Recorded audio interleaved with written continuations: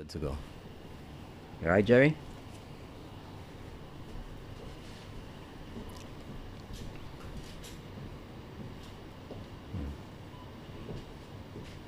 All right.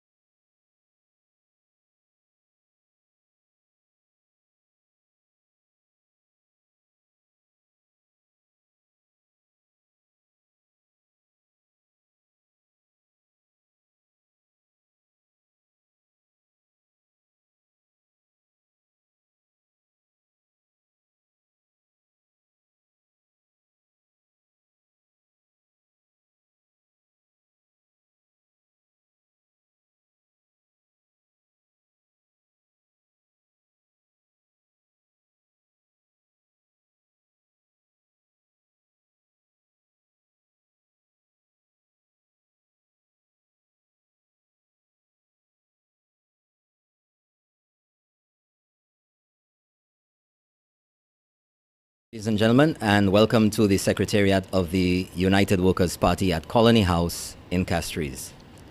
Today we have two statements from the newly appointed chairman or chairpersons of the United Workers' Party.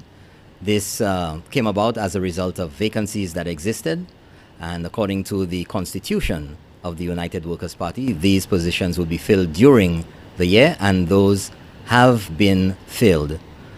First off, we will have the newly appointed chairman of the United Workers' Party, Mr. Andy Daniel, who was a former candidate for the United Workers' Party in Dennery North.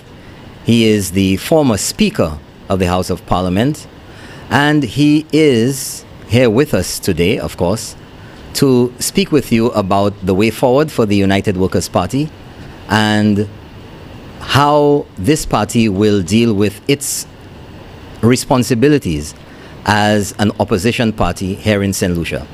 Following him will be the second vice chairman or chairperson, the first actually vice chairperson, Fortuna Benrose, who was a former senator and minister of government, a former permanent secretary in the government of St. Lucia, and she's here as well to do likewise and inform you about the way forward for the United Workers' Party and what she brings to the table in moving the party forward as the party of opposition and the party with the intention of winning at the polls during the next election when that is called.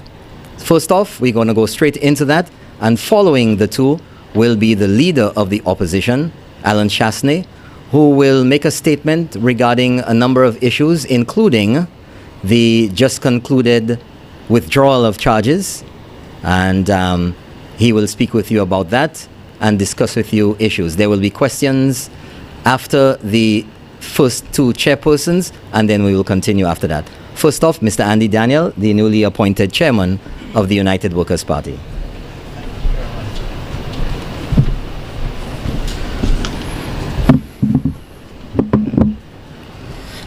Thank you very much. A pleasant good day to colleagues, supporters, well-wishers, members of the United Workers' Party, members of the press.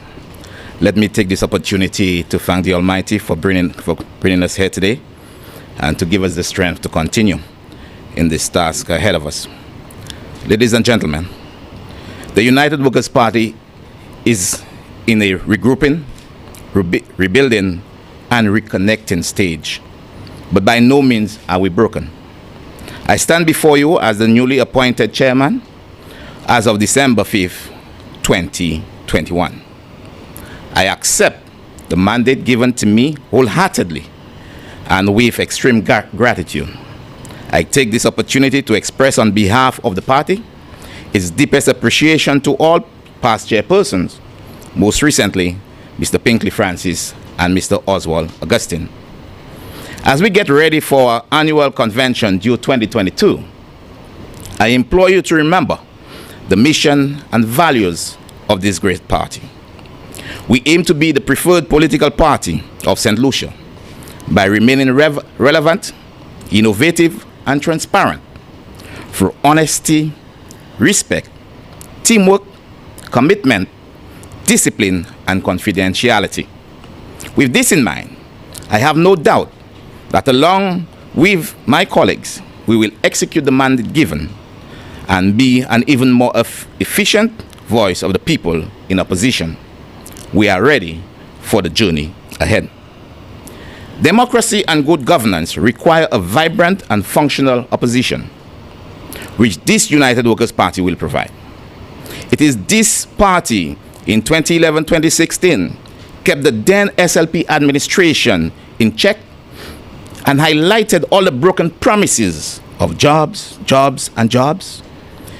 It is this United Workers' Party which reminded the Labour Party every budgetary cycle of its broken promises of injecting $100 million into the economy immediately.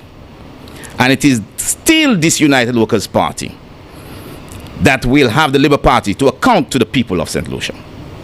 It is this United Workers' Party that is reminding the Labour Party of the 1,500 economic relief promise during the election campaign and the payment of income tax refund during its first 100 days in office.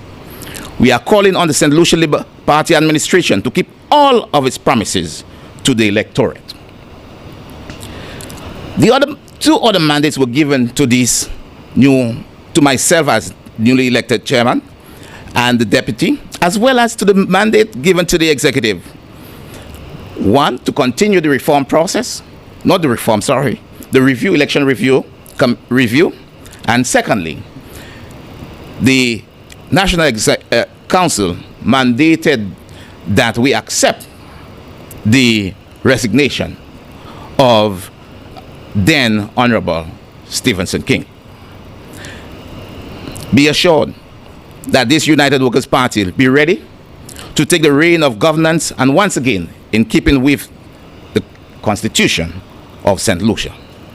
Before I end, let me say that we've noted a series of voice notes on WhatsApp where persons are threatening persons in society. This United Workers' Party strongly condemn any form of crime, any form of intimidation, whether it's through voice notes, whether it's in actuality. This United Workers' Party will not stand for crime, and we vehemently condemn this. Thank you very much. Thank you very much, Chairman of the United Workers' Party, Mr. Andy Daniel. Next, we have the first Deputy Chairperson of the United Workers' Party, Fortuna Belrose, who was a senator and former Minister of Government in the recent United Workers' Party government, and she likewise will tell you the plans and the dedication of effort that she has, along with the executive of the United Workers' Party, to move the party forward to be the chosen and selected party. Whenever that time comes, we will be ready. Fortuna Belrose.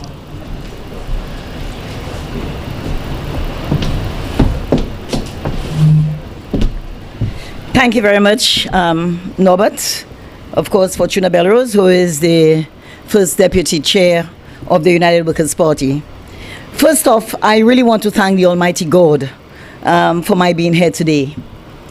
I thank Him for the opportunity to be of service and providing me the wherewithal to undertake this assignment to assist in preparing our party for victory in the shortest possible time. We need to take our party to the people because it is the only political party that has a genuine commitment and the proven ability to deliver on all major short-term, long-term needs, development needs of our country. I am indeed humbled by the confidence expressed by my peers, or in me by my peers, to have me serve in that capacity. And I thank them most sincerely for this opportunity.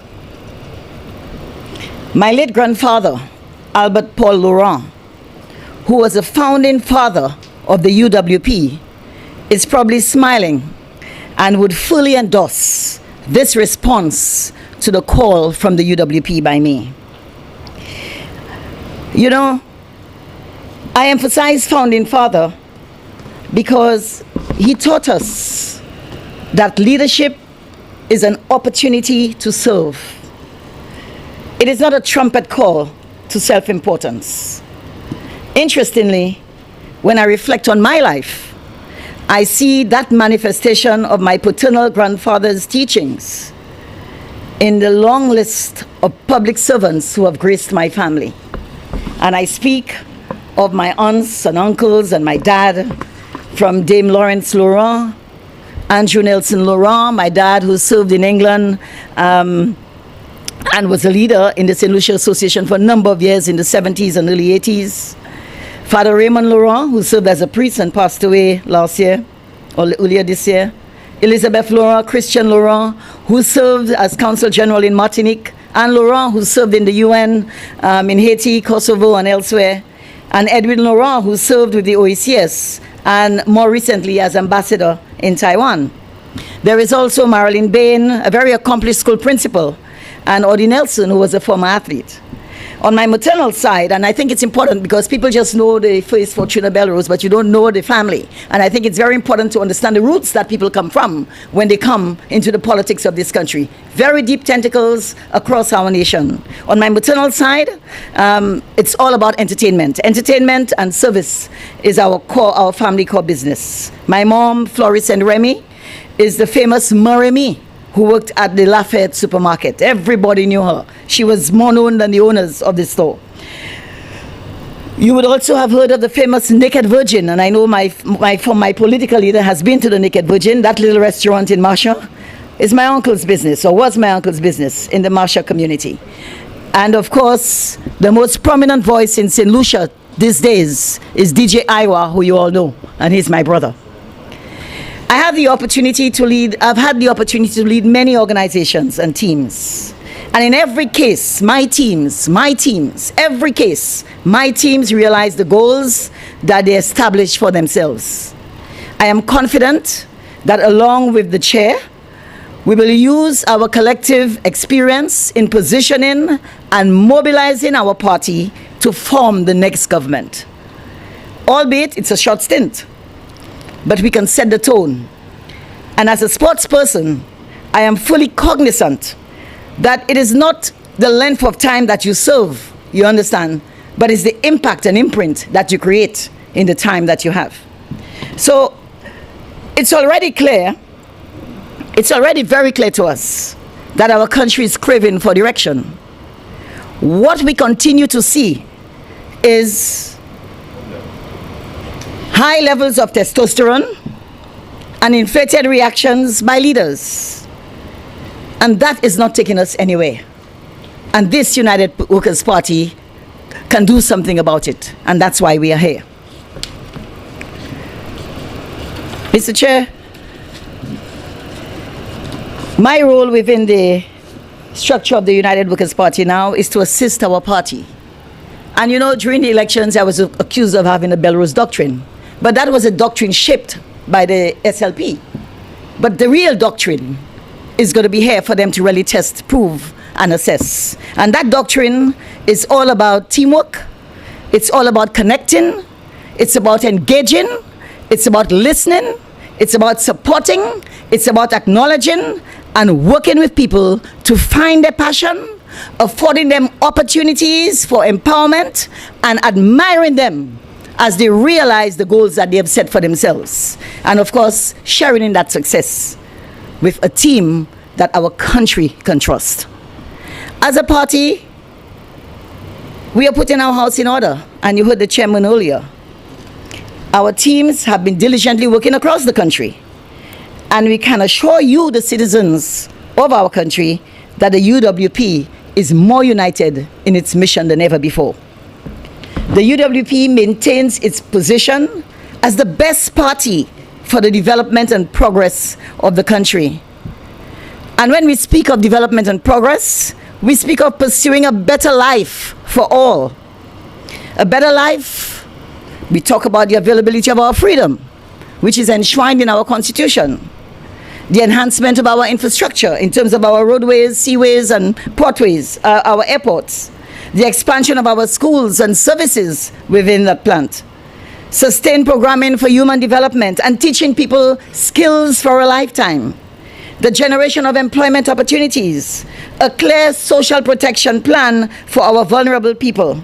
And of course, quality medical care for our citizens, or all citizens of our country. And you know something? The best growth rates of this country has been underneath the United Workers' Party. And you can do the history. You can do the check. You know, you've been in the media and you have access to all information. So check the history. You know, when it comes to employment, we generate it, we create it. When it comes to youth development, our young people need clear pathways. We work with them to realize it. I want to call on all UWPs at home and abroad to stay focused. Those who have been misled, those who chose to be like the prodigal son and the prodigal daughters, we need you to come back to the fold. There is much work to be done. And, you know, our country needs everyone. So if you do not belong or you've been thrown around, the United Workers' Party, arms are wide open to receive all of you. Our party believes in the following principles. We believe in the freedom of conscience. We believe in the freedom of worship. We believe in the freedom of speech. We believe in the freedom of association and assembly. We believe in the freedom of want. We believe in the freedom of fear. And we believe in the freedom to make changes and to determine what changes we want. And we believe in the freedom to determine our own destiny. And so I call on all of you, because our country is hurting. We are seeing it. We know that our leadership is weak in this country. We saw the high levels of testosterone generated, you understand, with the Ernest Hiller case and with the noise in the parliament.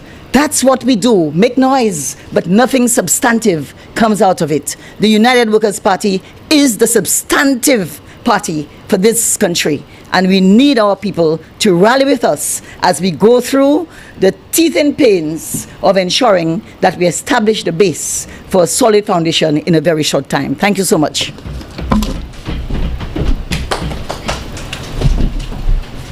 Thank you very much. First, Deputy Chairperson of the United Workers' Party, Fortuna Belrose.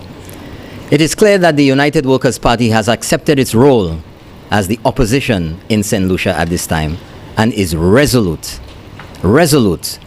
to carry the mantle of the greats like Sir John Compton and others who have blazed the trail for development in St. Lucia.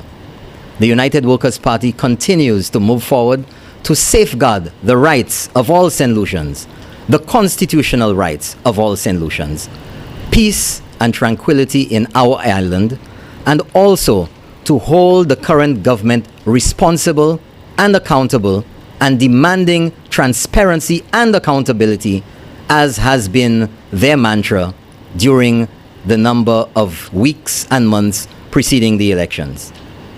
We'll now take questions from you for the two new chairpersons of the United Workers' Party.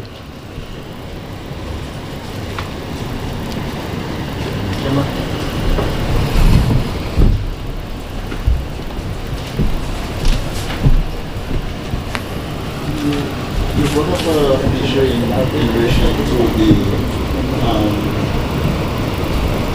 letter from Mr. King, the resignation. Where is that? I wanted to see, where do you see now that you are looking for and accept the resignation of Mr. King?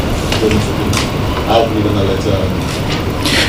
The letter from Mr. King to the chairman of the party was 2 weeks prior to election, July the 4th, dated July the 4th. This is the first time the National Council is meeting since then. And National Council is the only body within the party structure, well, between Island Council, that is, that can receive and accept such. And therefore, now, since this was the first meeting, the National Council had to accept or reject that letter. And it's deemed to have accepted it. So this is that Mr. King was still a member of the legal? No. He resigned, but the National Council had to acknowledge the letter. Well, that's the right word, ratify the letter, ratify the position. How do you intend to deal with the From one member to one member, by one member to one member. The UWP needs to reconnect to every member. Every member, every supporter, every voter that once or ever voted for the United Workers' Party, we need to reconnect with every single person. One person at a time. And if it means that we have to walk to every corner of St. Lucia to ensure that we bring back into the fold every single person, that's exactly what we shall do. In all of this, what about the leader of the opposition? From what I understand, that he did resign from the party because of the opposition. What is the respect and what's happening with this? The leader of the opposition did at the very first executive meeting after the election offer his resignation to the party. The national executive at that time, in keeping with the fact that we undertaking a review, also said, and at that time acknowledged the offer. However, the offer was pretty much put on hold until the review is completed and Island Council, which is due next year. So As it stands, he is still the leader of the party. and you'll have an answer to this yet? No, not as yet.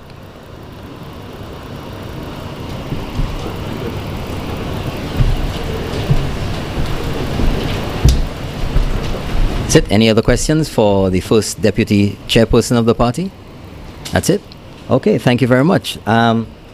Coming up next will be the leader of the opposition and leader of the United Workers' Party, Alan Chasney, and he will be discussing a number of issues, including the withdrawal of charges in the just last week case involving Ernest Hilaire, and he will also speak to a number of other issues. Leader of the opposition.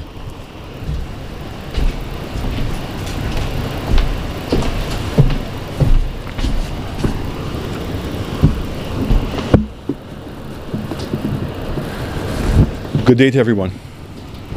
First of all, let me invoke the name of the good Lord and to thank him once more for blessing me with the breath of air, which is life, something that we are not entitled to give to ourselves, but we depend upon him and his good grace, and thank him for all the other persons that he has blessed with life today.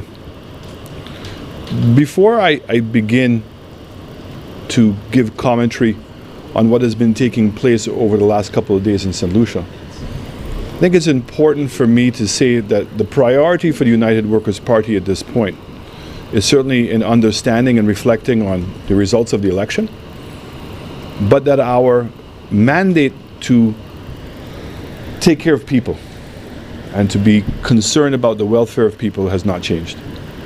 And we are extremely concerned with the direction that this government is going in. In order for anyone to address problems, they must first understand the problem that they're in. And while we were in government, we were at pains to say to everyone that COVID had put an unexpected damper on the economic situation of St. Lucia. And I'm very proud of the men and women that served with me in cabinet, and in particular the public service. And I specifically highlight the Ministry of Finance, the Ministry of Economic Development, and many of the other senior civil servants for rallying around a plan to bring St. Lucia through this global pandemic. Yet, while in opposition, and despite the full knowledge of what had transpired, the then opposition and now government gave the impression that we were withholding funds or being discriminating against more needy people in what we were attempting to do. And as time goes by, we've seen that the same policies have been renamed, but in essence are the same thing, whether you've gone from a curfew to confinement.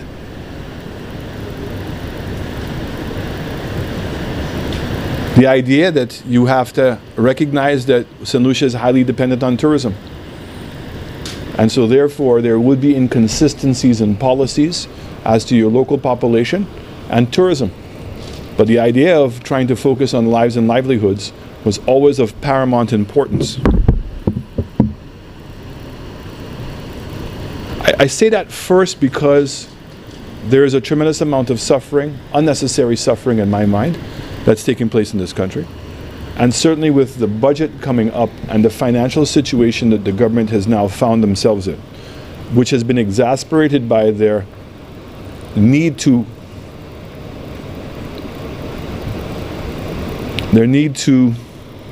reaffirm the allegations that they've made while in opposition, have caused them to stop many of the projects. And the projects were not there to benefit anybody in the United Workers' Party. The projects were there to create the largest economic stimulus program because of what we were going through with COVID. And so many of those jobs have been stopped. Probably the most egregious of them right now is a negotiations that had been completed prior to the elections for the continuation of ITEL BPO to open up a third phase. A third phase that should have been completed. In fact, we should be opening that third phase right now, in which over 600 St. Lucians, young people, would have been employed in this guava season. And it is the aggregate of those kinds of policies that has now found this country in even further dire straits. And as I said, in a world that doesn't show much sympathy, because the rules that are necessary to allow us to take control of our own destiny, those rules have not been changed. And we saw the results of COP26. And I applaud very much Mia Mottley's speech. It's a beautiful speech. But remember, that was a speech that was given on the opening day. And already what she was saying was that they was expecting no results, no changes to our dilemma. And this government needs to wrap itself around very quickly and change course very quickly, because if it doesn't, we are going to be heading into some very rough seas. I'm here today, sadly, because this government has shown and continues to show a disdain for the rule of law in this country, for transparency in this country, and seems to be embracing corruption at every level. The idea that you can take away people's civil liberties by not having a state of emergency, which a state of emergency holds the government accountable for its actions while you are taking away people's civil liberties. But to instead interpret that you can confine people. When confinement was designed by us, confinement came out of the amalgamation of your Health Act and your Quarantine Act. And the COVID Act was to modernize them. 50 years ago, PCR testing, electronic bracelets, travel to the extent that we have didn't exist, so those had to be brought into the act to modernize it. And it was never contemplated that the CMO simply can recommend to cause an entire country to be confined. What she can recommend is persons who have been tested positive to be confined. What she can recommend is for persons through contact tracing and who are deemed to be high risk to be confined. What it contemplated is that people traveling from abroad could be confined. What was contemplated is that a bubble could be created in your tourism sector to cause confinement of your tourism sector. But at no time was confinement deemed to be curfew. This was further confirmed by a press interview with Prime Minister Rowley, in which he indicated that the state of emergency would be ended in Trinidad and Tobago at end of November. And he was asked a very clear question: what does that mean for curfew? And he said very quickly, you cannot have a curfew without a state of emergency. Yet this has happened. We see a government that came in and had advocated one point of having a separate economic fund. We put the mechanisms in to make sure that that economic fund would be protected, that Cabinet would only provide guidelines, but Cabinet would not be responsible for approving projects. And we didn't put rubber stamp people, we put people with the knowledge of financial issues. The Director of Finance, the Chief Economist, the Director of Budget, the AG's office, and private sector persons with the knowledge of finance. And to go and amend the act simply because when you asked for $4 million to clean and cut grass on the side of the road, and you were turned down, you deemed it to be political. And so the solution was to use your supermajority to come into Cabinet, amend it, and allow Cabinet now to have full control over the fund. Because when you change it to be that any project that's approved by Cabinet, it in essence nullifies anybody else's participation. And so I would say to you that if the government is going to continue down that path, what it needs to do is to put the money back into the consolidated fund. Because at least the people of St. Lucia would have more protection by it being in the consolidated fund, because there would be accountability. But the idea of having a fund outside of the consolidated fund, in which Cabinet has the full control of the fund. Nobody can say no. Once Cabinet gives its approval, then the project is approved. is a scary and dangerous precedent. And as was alluded to earlier today, where a person, and I believe that everybody in this country deserves a second chance, a third chance, and a fourth chance. We all make mistakes in life. But in order to get those chances, there has to be accountability. There has to be an acceptance I did something wrong. Because they say to you, you cannot be on the road to redemption until you've accepted your failures. So for a person who has already had a checkered past to publicly threaten somebody with life, to then come out the following day and admit that he did it, and also indicate that his justification for doing it was he was angry. Anger is the greatest source of crime. And that the government has hired this individual, has not recognized the need to maintain an ethical standard in the public service, and have passed no commentary. And this is particularly unbecoming from a person who proclaims, a minister who proclaims to be the patriot. It means that he's always there saying that he knows better. How is it that this one, right under his own ministry, seems to have evaded him? But probably the most egregious act of this government is what transpired a couple of days ago when the Prime Minister and senior members of his government attended a court case.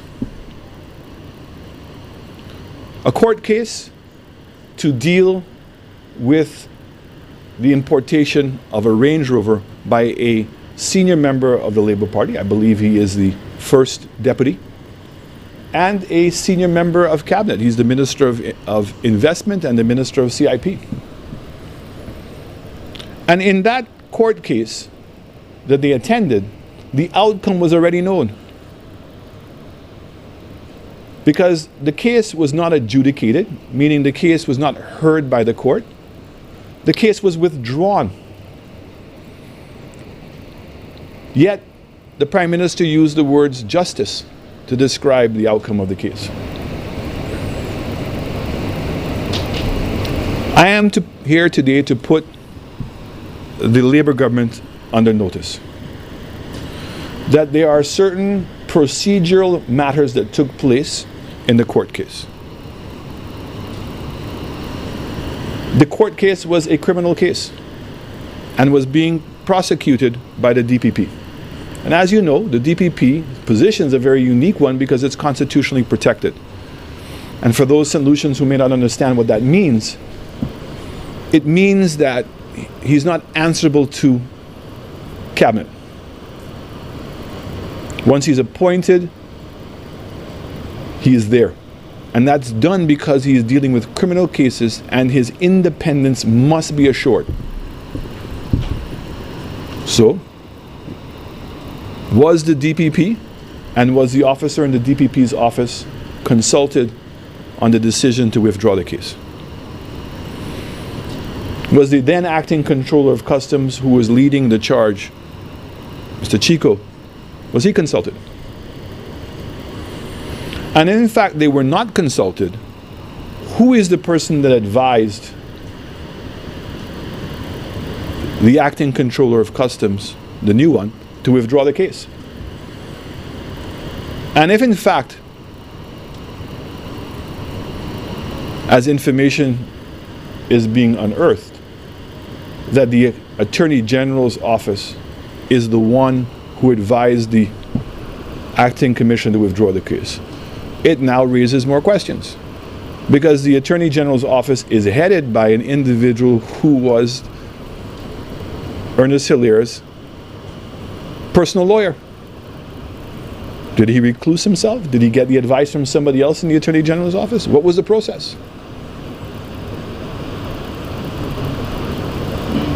Now, last night, another lawyer of Ernest Hilaire's, personal lawyer, was on Timothy's show. And I had the opportunity to call up and pose questions to him. And the answers to those questions are frightening. One, there is this continual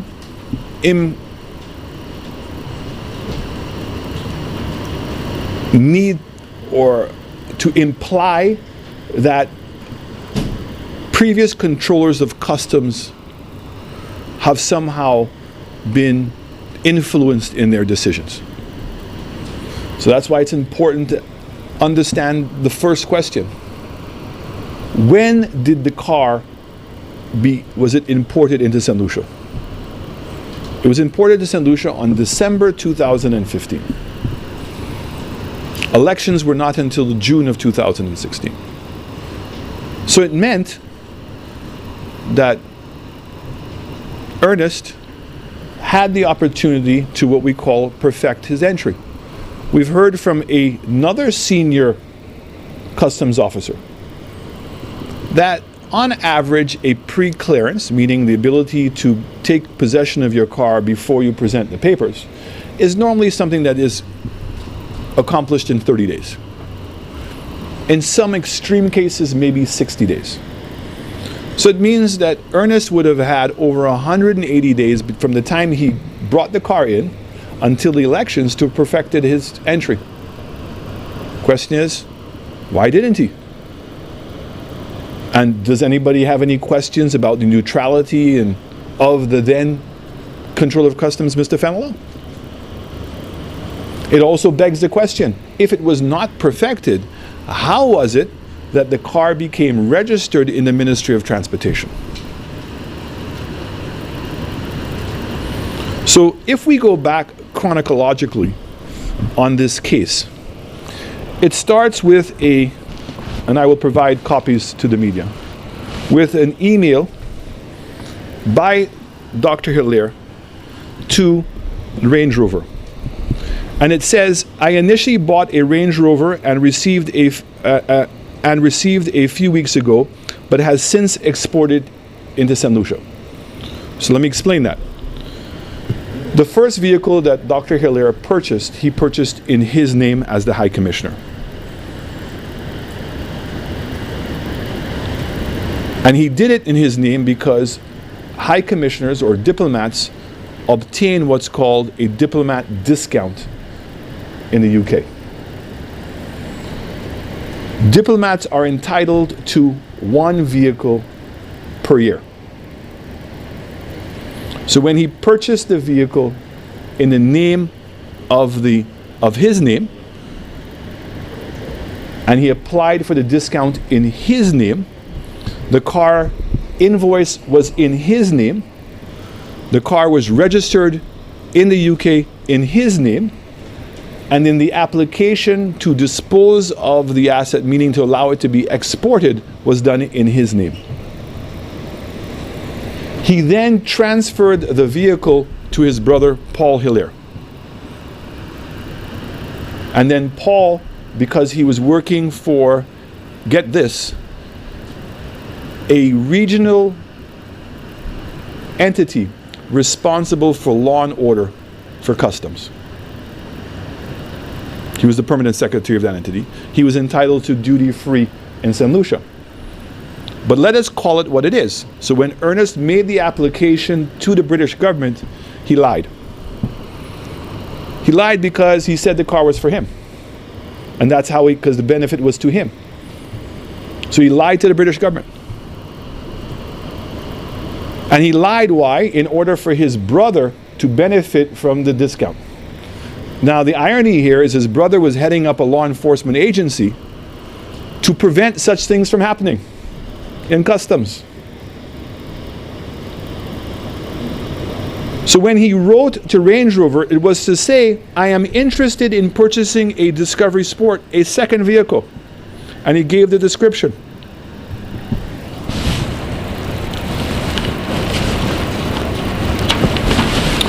We then have an email that when the new High Commissioner of St. Lucia arrived and he contacted the Range Rover, he says, good afternoon. And this is Kevin from Range Rover responding to the High Commissioner. I do apologize for the delay in replying. I've been away for the office for some time and unable to review the paper order copies we have during that time. Regarding a personal sale of a vehicle to an individual, it is not possible for JLR to disclose this information without the consent of the individual, and it will contain personal identifiable information.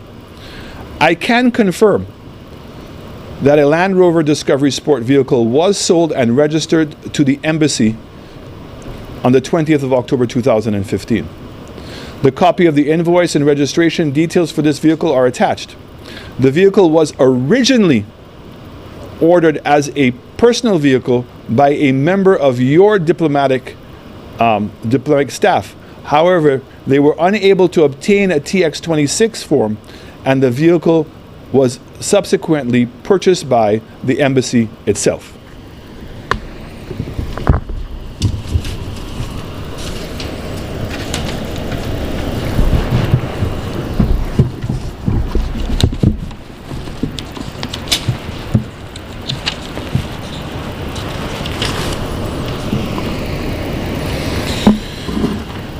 And again, the press would have access. It says, Your Excellency, thank you for your inquiry. I can confirm the Discovery Sport is available. This is in response to Ernest Hilaire. And our diplomatic program, we have a high demand for the product, and we are now taking orders for production from October 2015. So that would mean delivery during November 2015. To discuss specification and to obtain a quotation, may I please direct your inquiry to our diplomatic sales agent from where you have already purchased your Range Rover.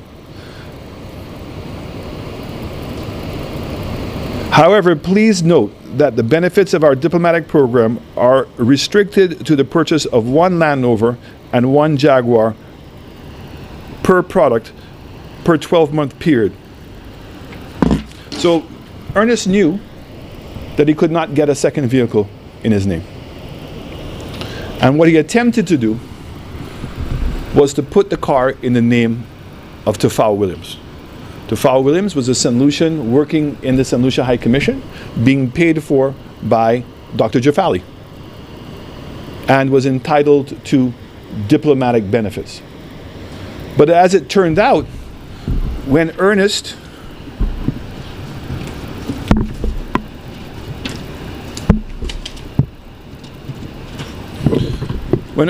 applied to the UK government, so the High Commissioner of St. Lucia is pleased to submit as requested the enclosed TX-26 application to purchase a British car at a tax-exclusive price form on behalf of Mr. Tafawa Williams, Councillor Minister of Maritime Affairs. The High Commission would be grateful for any courtesies extended to Mr. Williams.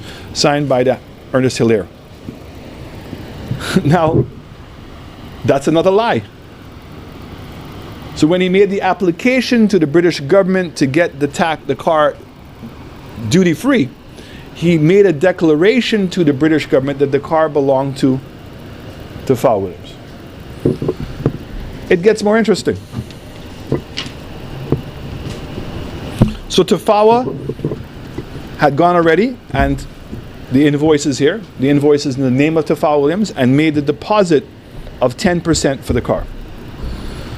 But when Tafawa applied, it was recognized that Tafawa already had a car and therefore could not benefit. So we have the benefit now to confirm this.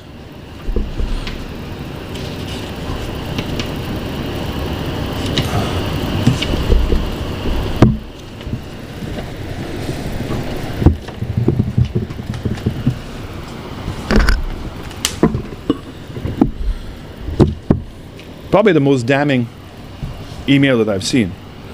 So it is an email, and again, the copies are being provided to the media. The email was dated on the 1st of September 2015. The letter to the British government was on August 15th, so 2 weeks afterwards. They were told Tafawa doesn't qualify. We've now seen that the Range Rover people confirmed that. And here we have this information. So the email was copied to Ernest Hilaire by his secretary. And the email starts off from the FCO's office in the UK. It says, Dear Linda, Further to your telephone conversation with my colleague Alexander Cook, I understand that there has been a misunderstanding concerning the marital status of Mr. Tafawa Robert Williams. So when Tafawa was turned down, they attempted to put the car in Tafawa Williams' wife's name, to only find out that Tafawa Williams' wife had not been registered with the diplomatic corps, so could not qualify. It then goes on to say, I also understand that there was a misunderstanding regarding the application for a new duty-free vehicle, and that the vehicle is an official embassy fleet vehicle rather than a new duty-free vehicle purchased by Mr. Williams. I shall be happy to process the new TX26 for the embassy vehicle. Please, therefore, arrange for the new TX26 to be submitted to me directly. And this is why I love some people in their detail. It says, to avoid any confusion, please put High Commission of St. Lucia in the box marked purchaser's name. And in the purchaser's address in the UK, put the mission's address with kind regards. And then what do we see? We have then the TX26 form, which was then put in the name of the High Commission. So again, he lied again. Because all along, and even in his own affidavit in court, he claimed that he gave the money to Tafawa Williams for Tafawa Williams to purchase the car for him.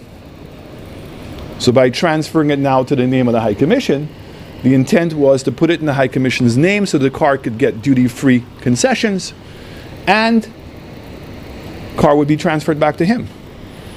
So we bring up now last night's intervention. It was interesting to note that Ernest's lawyer, Thaddeus, was trying to convince the audience and Tim last night that the only outstanding matter in order to be able to close the entry was the payment of the VAT by the Ministry of Foreign Affairs. Now, that issue really was changed when the Ministry of Finance found out that, can I get a copy of that letter, the one from the Director of Finance?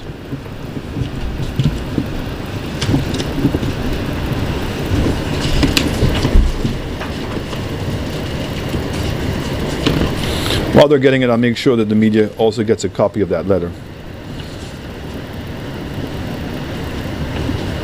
When the Director of Finance office found out that the car was registered in the name of the High Commission and that the invoice was in the name of the High Commission, in November of 2017, the Director of Finance wrote to the controller, the then Controller of Customs, and said, we have a problem.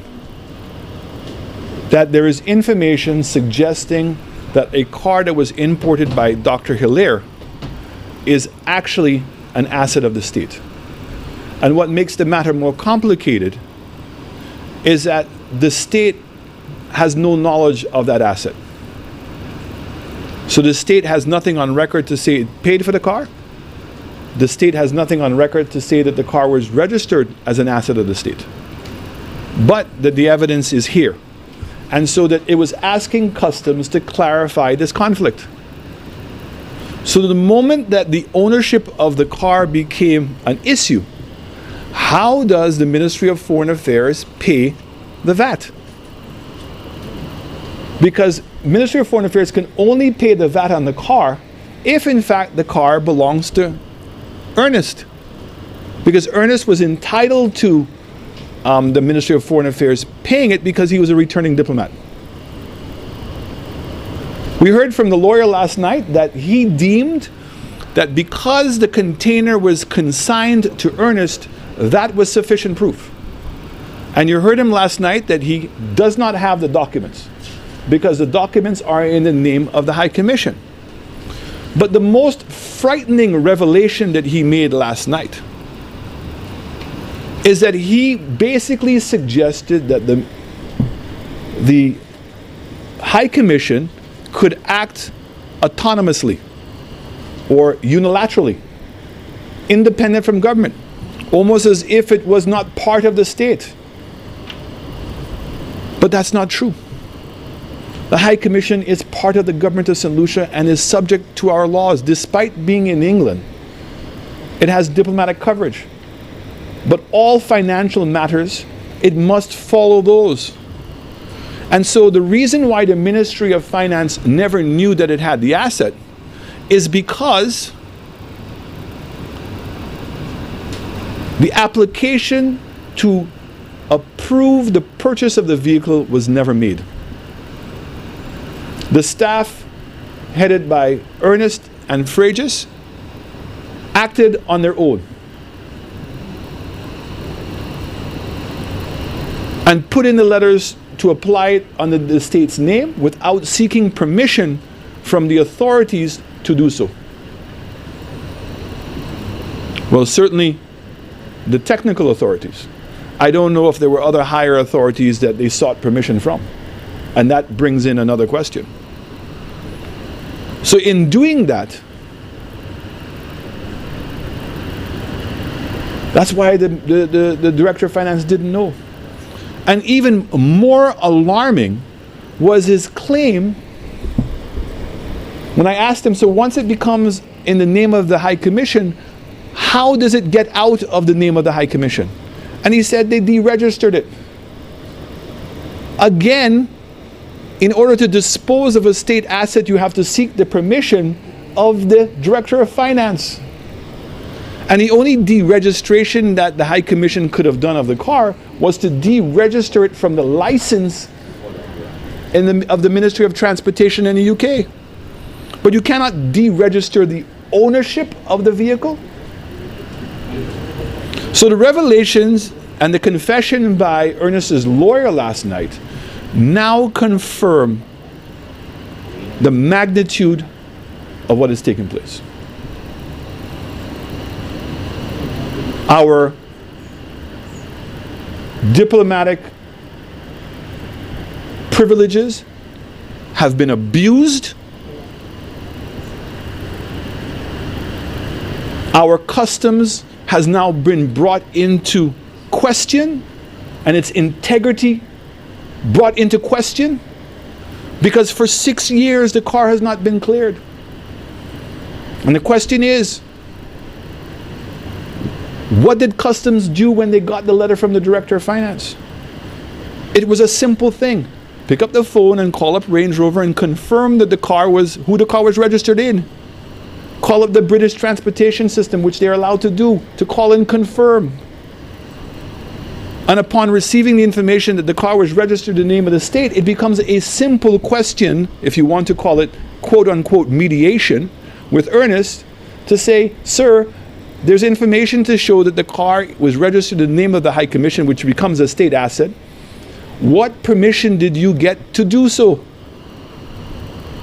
And in the absence of him being able to provide an adequate answer, it is to simply seize the car and then to inform the Director of Finance that the car belongs to the state. And at that point, the state can then determine what further proceedings to go on. But instead, what have we had? We've had now a new government coming in, an Attorney General interfering in a case he has no jurisdiction over,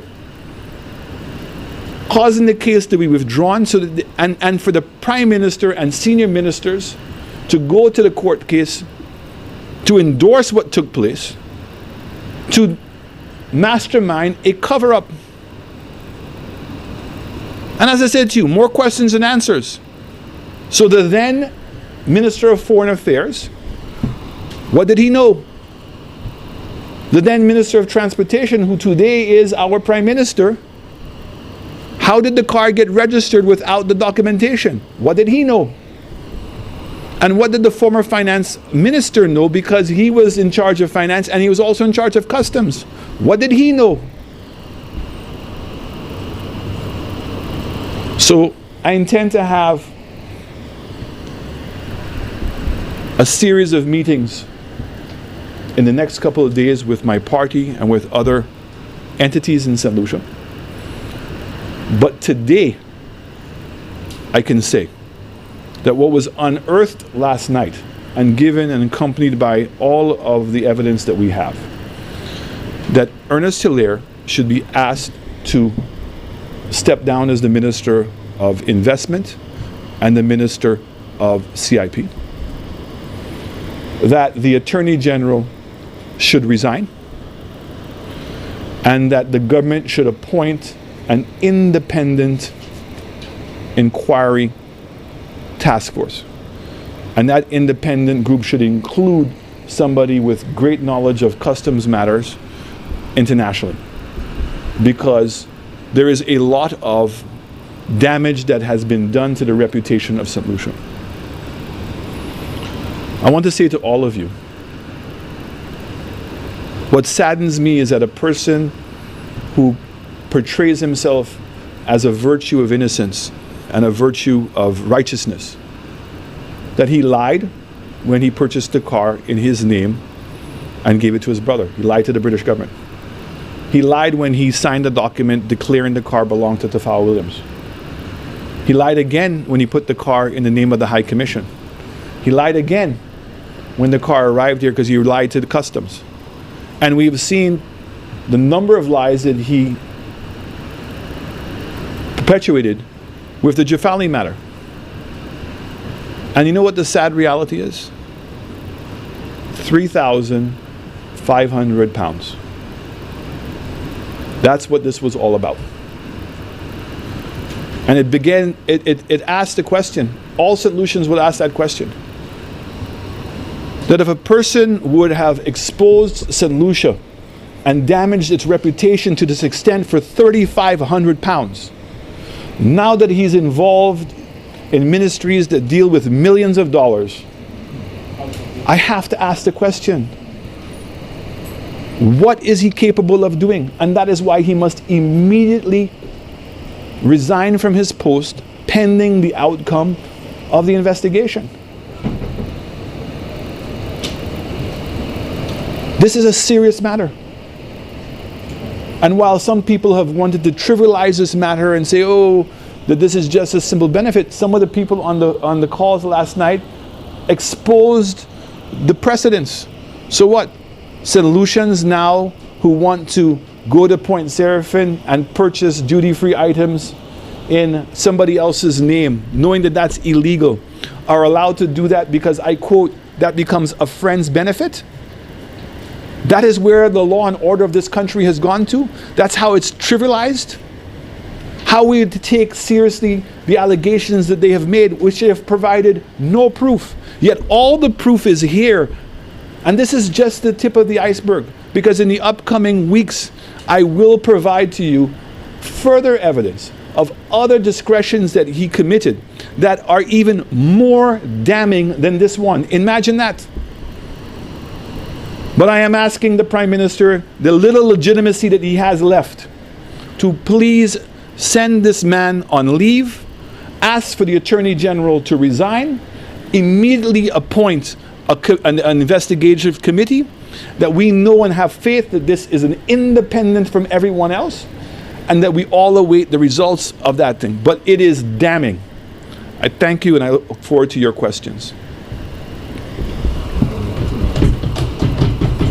I would have asked a question. I'm already moving on the voice of the government.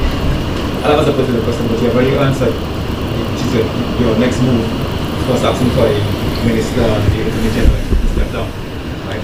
But, I just want to say, Tony, that that's what I'm asking for. But that's not the entirety of what we're going to be doing.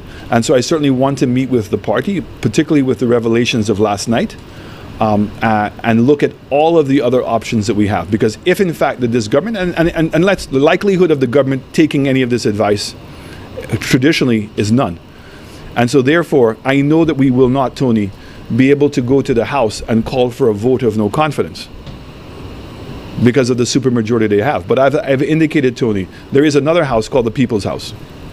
But one area you didn't touch on in your delivery is that unless you let calling for the immediate firing of the former Council of Customs, Chico, your thoughts on that? I mean, it's absurd.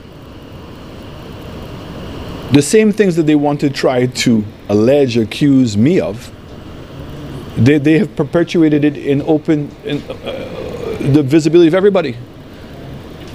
Any controller of customs is hired by the Public Service Commission. So the question is, have they prejudiced any decision by that commission? Because if a commission was now to investigate Chico and decide to fire him, did that come through the influence of Ernest? Because Ernest said he wants him fired immediately. And that is the difficulty. And you know what's so sad? And I want us to appreciate this. Ernest Hilaire knows better. He was a permanent secretary. He understands the governance procedures of government. This is not somebody who just has no knowledge. He knew what he was doing.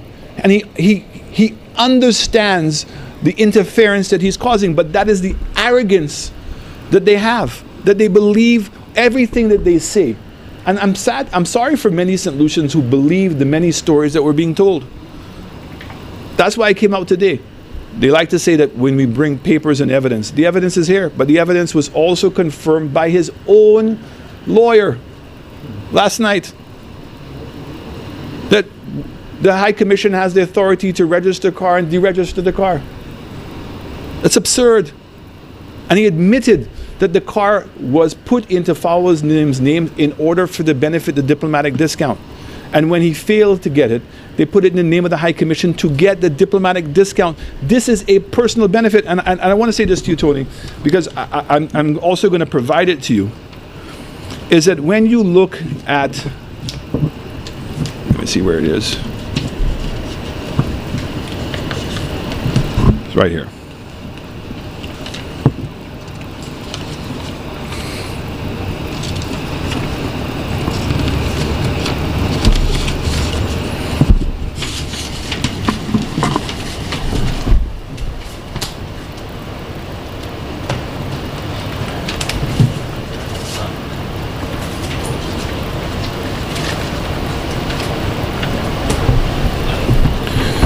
We look at the Fraud Act of St. Lucia.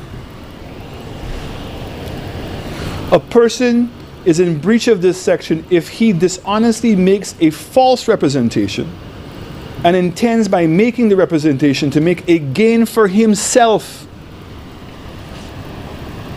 This was not about Ernest Hilaire not being in London and could not process. That argument is out the window. The same way that he would have electronically transferred the money to Tafal Williams, why didn't he electronically transfer it to Range Rover? If you were up in London, how come you couldn't go and pre-sign the documents? He is making a fool out of us in St. Lucia in offering these as excuses. He deliberately put the car in the name of the High Commission in order for him to benefit from the duty-free, which is £3,500. The absurdity was spoken about last night, where a civil servant called up and said, okay, I'm a civil servant. Can I get the High Commission to put things in its name so it can become duty-free?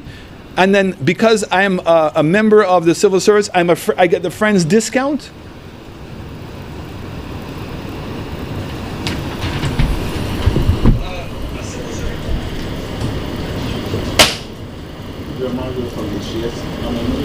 Recently, we just have a viral audio denying more crime and talking about different policies. What are your thoughts on this? It's frightening, because this is where this country is going. And that when a government itself breaks its own laws, and I've given multiple examples, whether it's by confinement instead of curfew, whether it's going to Parliament and amending an act to benefit cabinet, whether it's to ignore people who are committing crimes, and like this, and to attempt to cover it up. What message are you sending to everybody else in St. Lucia? Take matters in your own hand?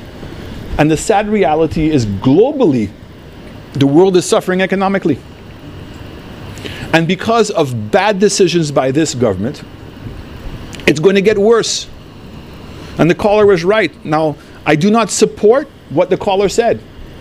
As bad as things are, and as unlawful as our government is, it does not give us a right in a civil society to replicate it. What we need to do is to hold them accountable.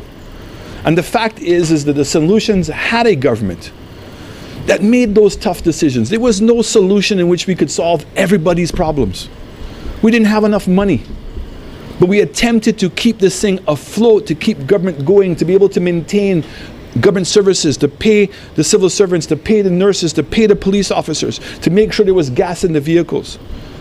Right now, the financial situation in this country is chronic.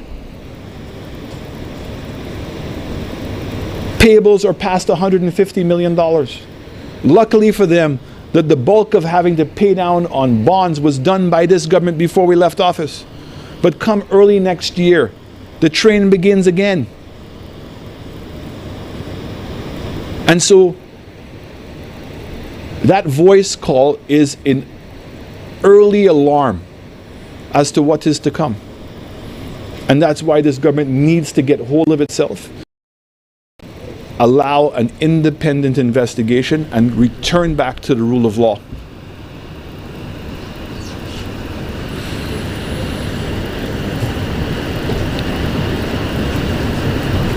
One of the matters I did not touch, and I think it's very important for me to touch again, is I've also called on the Prime Minister to explain what logic he used to put Richard Frederick in his cabinet.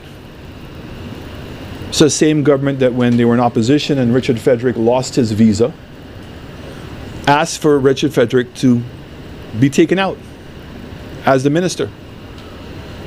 11 years has gone by, people, and Richard has not gotten back his visa.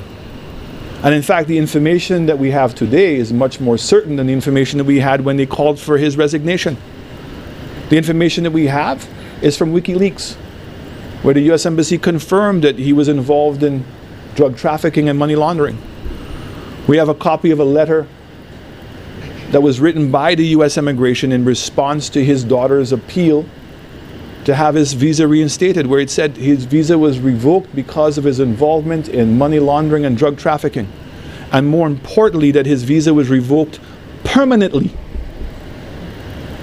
So the Prime Minister owes it to us to explain, if he had a position in which he only suspected those things, now he has confirmation of what those things are, what was the logic that he used to put that person in his cabinet? You know, these things matter. And I understand it's his prerogative.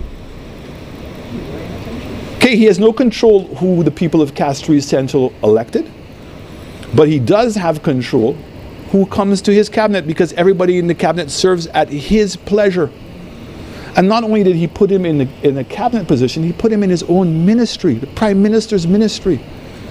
It cannot be that some of us alone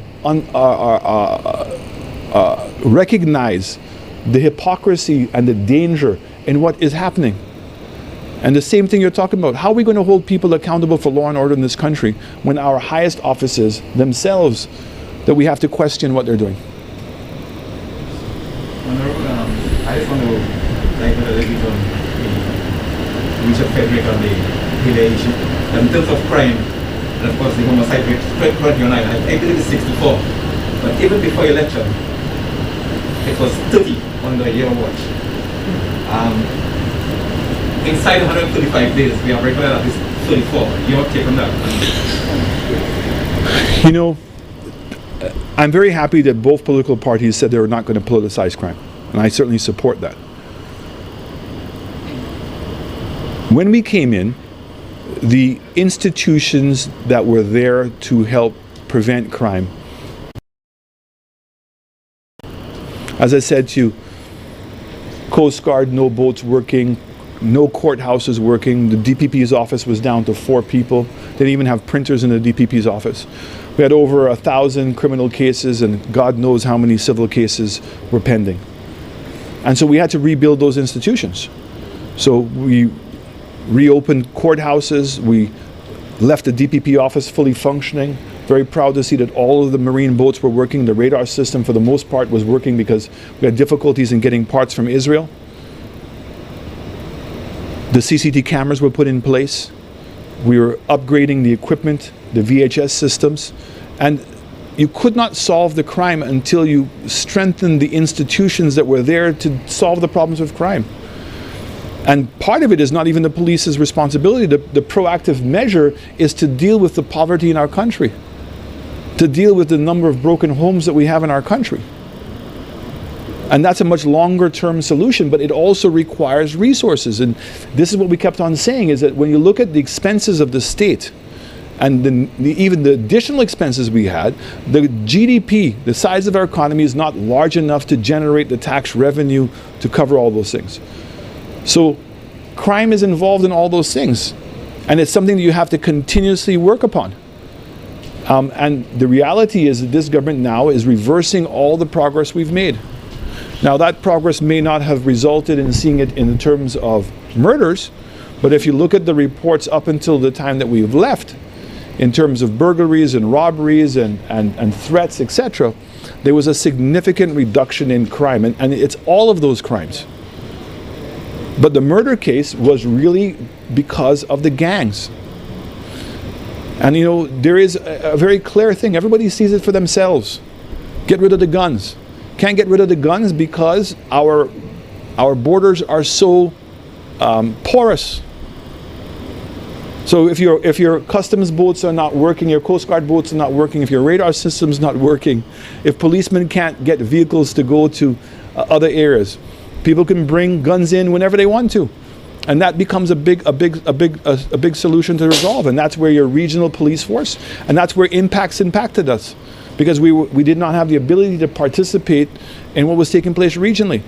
And when you have situations like this, and I want to say this, when people start questioning the integrity of our customs, which is a law enforcement agency, we are jeopardizing the further security of our country. And we need to understand the ramifications of the things that are taking place. They may seem simple, and they may seem, oh, it's just a car.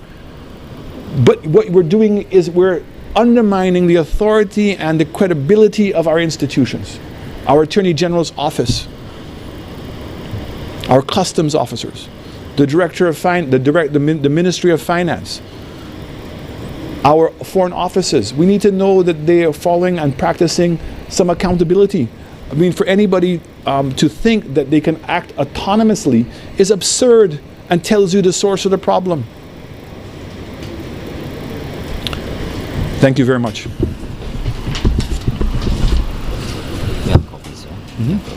Thank you very much. Thank you very much, everyone, for attending today. The Leader of the Opposition has copies of the documents. If you'd like to get those, they're available for you. Thank you very much for attending this morning's press conference at the Secretariat of the United Workers' Party in Castries. Thank you very much all. Have a great day.